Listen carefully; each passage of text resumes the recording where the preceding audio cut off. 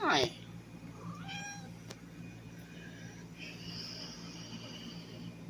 So, it was an interesting conversation. My last video ended very abruptly when I was talking about how, for a while now, I've decided that when I come across anything that's too controversial, too disturbing, or can be very, very upsetting, um, or if it's like a lack of respect, if it's too low vibrational, I don't engage anyway. I mean, I don't really get a kick out of when you guys hear me getting angry and I'm on IG live. You'll see me go live more often now because things are heating up around here. If you've been paying attention and following me and watching my videos, you know what I mean when I say things have been heating up around here. Whenever anything's good happening for me, people start hating real bad. Um, and they've been working every step of the way to try to like take me down or whatever. So you'll see me record a lot more. Anyways, what I'm trying to say is something that was interesting that we talked about last Sunday at church, but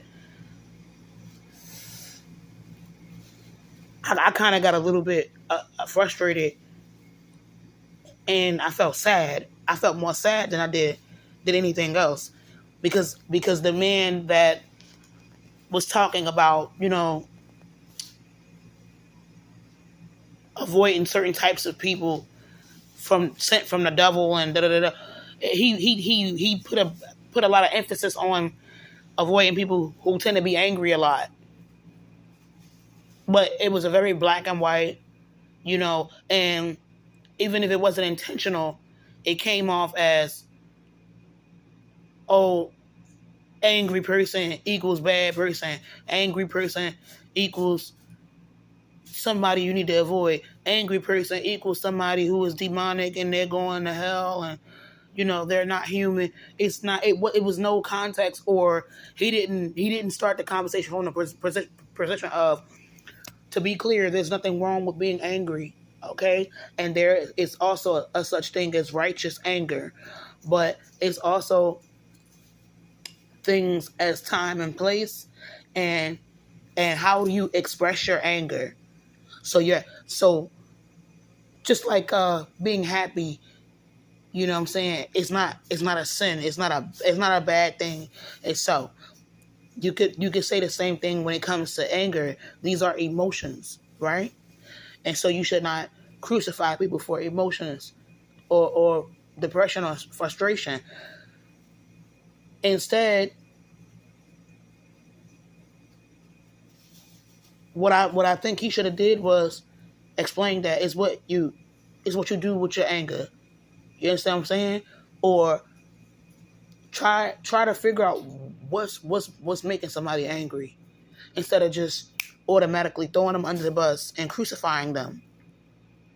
Because there are certain things in our society that you should be angry about. And I gave a perfect example. Like, I have watched videos of black and poor white people being brutalized by police. That's something that warrants anger. Even the whole gender war. And guys talking about, wanting to give black girls and women um, AIDS on purpose and syringes, you know, or in other ways. And I don't mean to be so explicit, or how they want to hurt young, stereotypical single black mothers, because they feel like them being single mothers contributes to the ills and the downfall of the black community. And as a black female, even though a lot of people that hate black women don't believe that we have a right to be angry about those things, we have a right to be angry about those things. Or even, you know, either the lack of promotion that some of us get, while meanwhile we're expected to still support people, or we get the wrong type of promotion as dark skinned women. We have, even if people don't agree, there are things that you have a right to disagree with, to agree with, or to even be angry about. The anger itself is not the problem. It's how are you utilizing that anger or that frustration? He wasn't really given enough context and breaking it down. He was very black and white with the subject, and I don't know if it's ignorance. I don't know if it was intentional, but I just felt like the video was really like a diss towards certain individuals, and I just feel like I'm probably one of those individuals. It's somebody high up, and I think they could be in a secret society. They have already decided my fate. So they are very frustrated at the idea that anybody can see me as redeemable, or that I have any good qualities, or that I'm worthy of a second chance, or I'm worthy of being able to live. You know what I'm saying? Regardless of whether or not people want to see me in a courtroom. And then I've seen too many subliminal messages that lets me know it doesn't matter what I do. It's a certain group of individuals who it don't matter what I do. It don't matter what I do. It don't matter what I say. They're gonna want my life. They want my life one way or another. But this man, he for some reason, you know what I'm saying?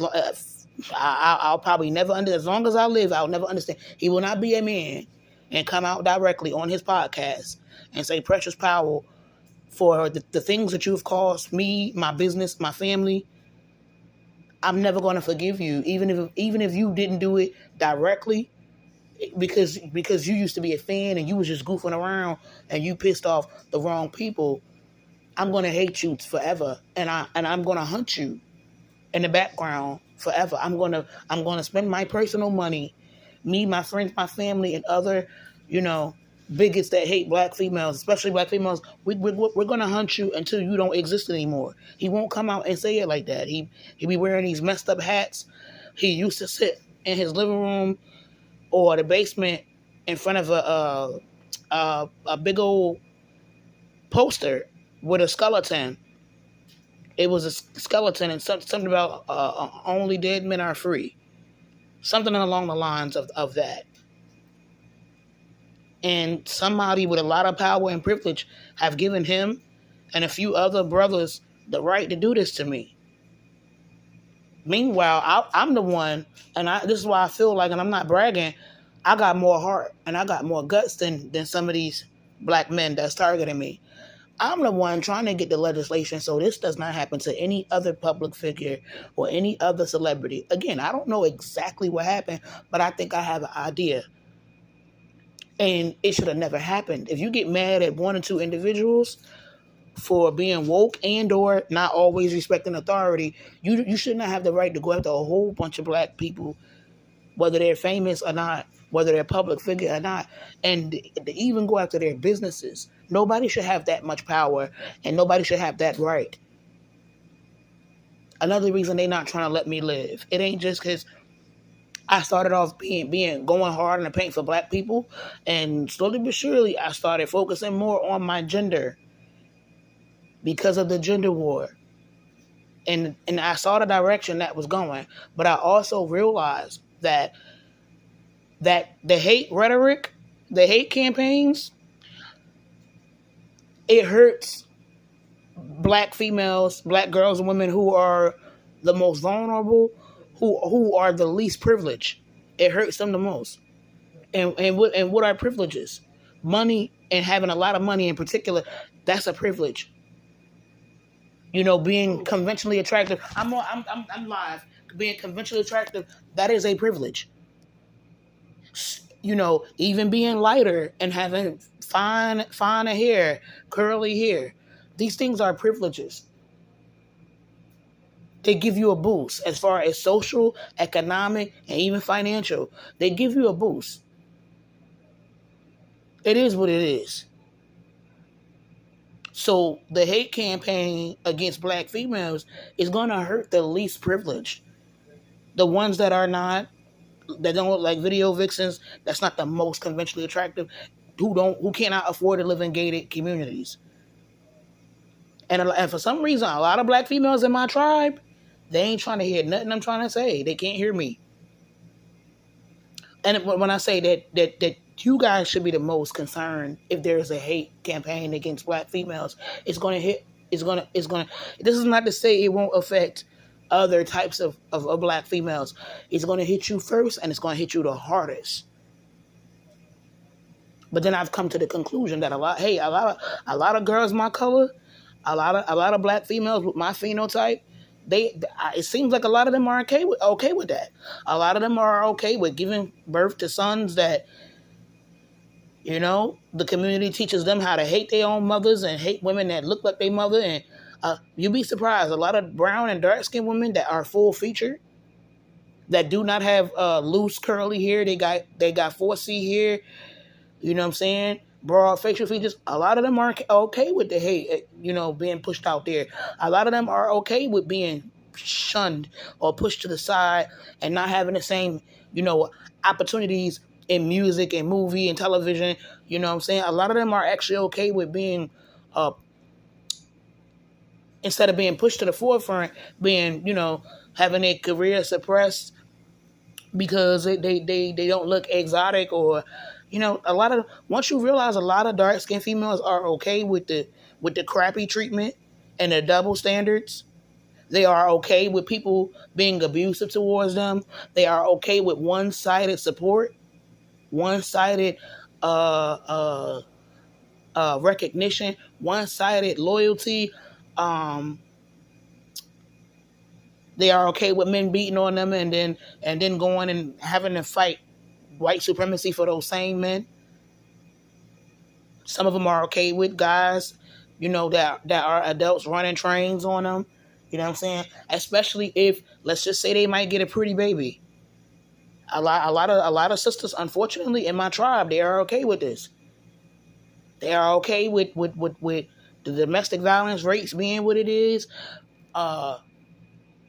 Little black boys encouraging domestic terrorism against other black females and even black girl children with full features who cannot pass. For when you realize a lot of women in your tribe are okay with that,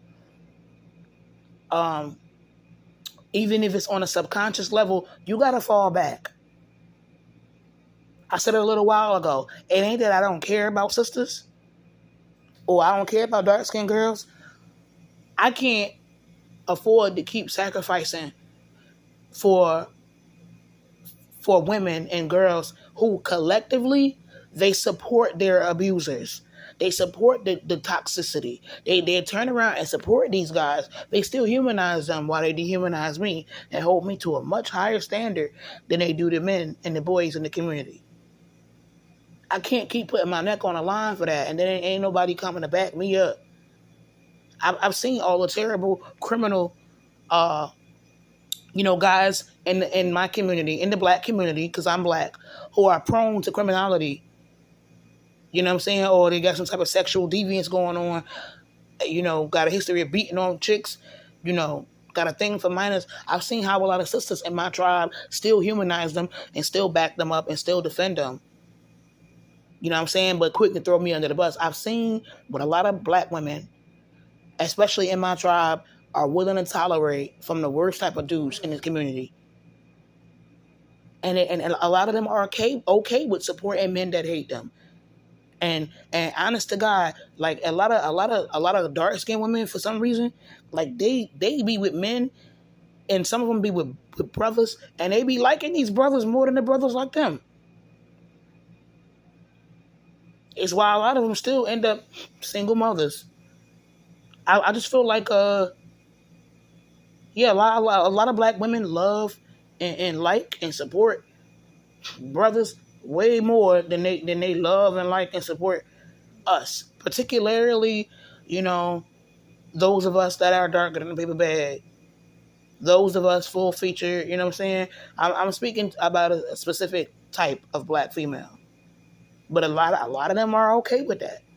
So they gotta be, they also gotta be okay with, all right, be okay with these people slamming you, your aunties, your daughters, your nieces around, because you're okay with the disrespect that encourages that type of behavior and abuse. So you gotta know what's gonna come with the territory. Be okay with what comes with the territory. And then I'm kind of like, I a lot of times, and I'm not saying that I'm alone, but I do feel like a one man army, a one woman army sometimes. A lot of sisters, including dark skinned women, and hey, they okay with their own brothers and cousins and just black boys and men in general crapping on them and crapping on the image. Most of them seem like they're okay with it. To them, it's no big deal. So then I look stupid going in there like, oh, don't slam these girls around on their head, or you know, don't try to hold them to a much higher standard than you hold these dudes out here and whatever, or stop dehumanizing us. You know what I'm saying? We got feelings and da da da da. And I just look stupid coming behind that and caping for that. When a lot of these sisters, and I'm talking about as a collective, not all of them, they love dudes that hate them, or dudes that don't put them first, that always put them in like, you're like a foregone conclusion, but you're not really their first pick. You know what I'm saying? You're not the main chick, or you're not. They'll settle down with you because they can't really get what they want. When you see that a lot of sisters is okay with that, especially dark skinned women, it's like, what am I doing? They're okay with being the second pick. They're okay with being in the background. They're okay with not. A lot of them seem like they're okay with not having the same type of entertainment opportunities as sisters that's lighter than us. Hey, and I may have said it before. I don't know, on IG or up here. Me and my family went through some things because I advocated for dark skinned women in the entertainment industry. We went through some serious stuff that I'm not gonna get too detailed in, but it was brutal. Things happen to certain people, and things happen to me and people in my family. You know what I'm saying? And I have reason to believe that certain famous black men may have had something to do with that, attacking me and my family for supporting dark skinned women in the entertainment, more specifically in the music aspect of the entertainment industry. I don't even like to talk about it.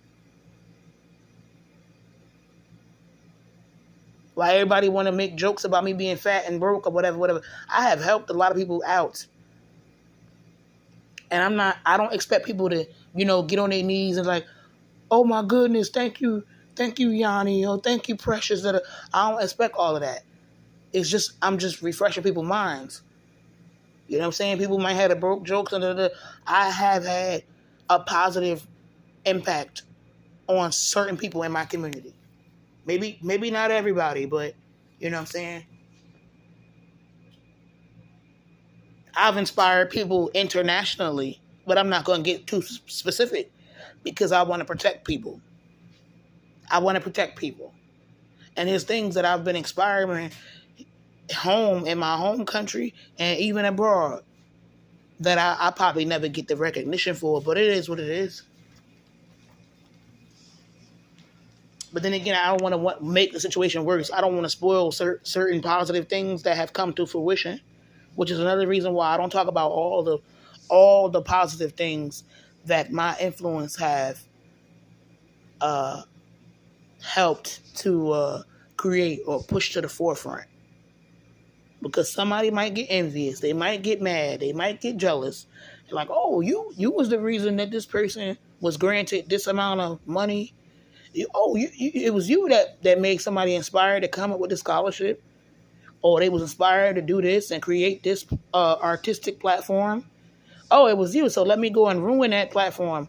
Let me go destroy that scholarship or whatever it is that my inspiration helped to create.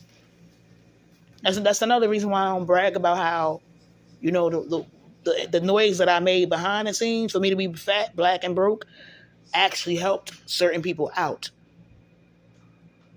So I'm not useless. You know what I'm saying? I'm just being restricted and my full capacity. Like in the video that ended abruptly, I gave one example. I'm an artist that I'm not allowed to make money off my art. Because if I go and try to get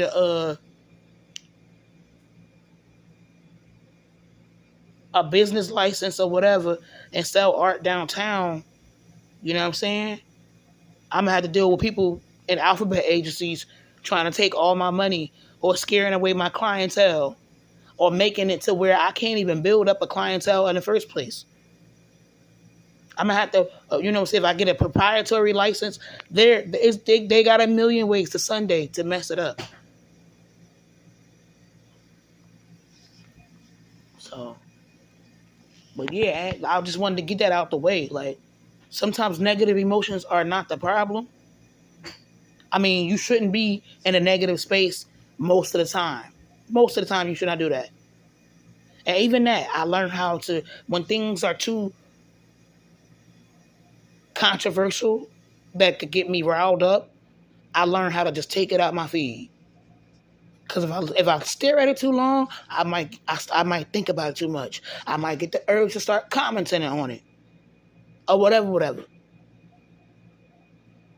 Like, I seen something from somebody that caught me off guard, and this is just one example. They made a joke about black women needing to wear our own hair because it was a report that tariffs are making extensions a lot more expensive, and so black women that like to get their hair braided and stuff like that wear extensions, because even though we're not the only ones that wear extensions,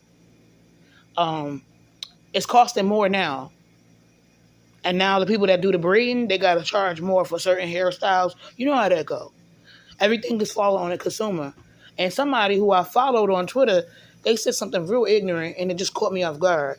And I started to say something about how we're not the only ones that wear extensions, and a lot of us are actually natural, and we actually do grow nice, full afro hair and curly hair, because we have different levels of curl textures and patterns. But then I was like, you know what? This person don't even deserve anything.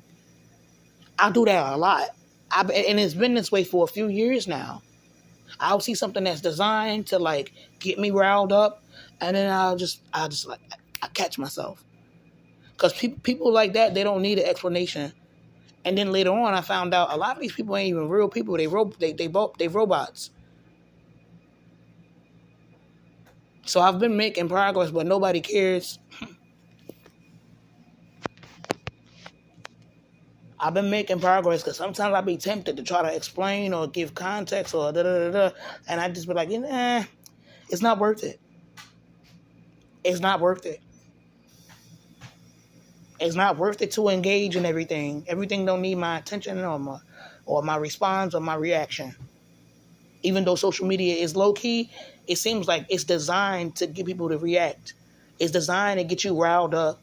It's designed to make you want to spend money on nonsense that you don't need. It's designed to make a lot of young girls and women feel like they're not good enough. And everybody needs to look like a Bratz doll. Every woman wants a small waist, big boobs, big butt, big hips, and they want the phenotype and the shape of a Bratz doll. Having your own unique beauty it seems like a relic of the past. You know what I'm saying? Everybody want the same phenotype. Everybody want the same look. Don't nobody want to be unique. These things are by design. When I first started messing with social media, I didn't even know, like, it started off from something that the Pentagon came up with and the CIA came up with, allegedly. But all that is going into the whole social credit system thing. And how influential can you be? How many followers can you be? All that is about to be combined with the Palantir thing and, the NWO thing. Like, but who would have known all those years, like 15, 20 years ago? Because I only heard of the NWO maybe like 8 years ago, 8 or 9 years ago, and then back then, I only heard bits and pieces, and it just didn't make no sense when I first heard about it. So I thought people that were saying it was on some BS. Because it's quite frankly, it sounds unbelievable. But in this day and age, anything is possible. Or at least that's my mentality now. And I just want to end this video there.